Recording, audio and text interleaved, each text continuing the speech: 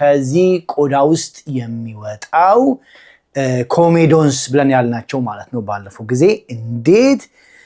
ሴቲቷ ስትጨምቀው የሚወጣው ከዛ ውስጥ በጣም የሚገርም ነው ጫፋቸው ባለፈው ጊዜ እንደነገርኳችሁ ጥቋቁር ነው ምክንያቱም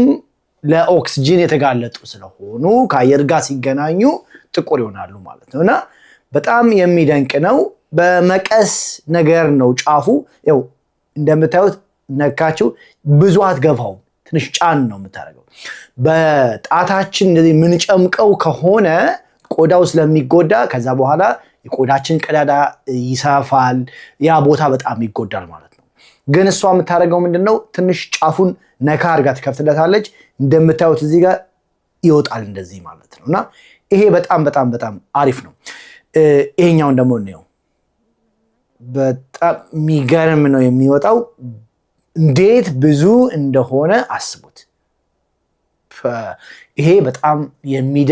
የሚደንቅ ክምችት ነው እንግዲህ ያ ማለት ከዚህ በጣም ከሚታየው በላይ ውስጥ በጣም ብዙ ክምችት ነበር ማለት ነውና ቆዳችሁ ላይ እንደዚህ ጥቋቁር ነገሮች ካሉ ከመጭመቅ ይልቅ በዘመናዊ መንገድ ራሳቸው እንዲጠፉ ማድረግ ይቻላል ይሄንን በተመለከተ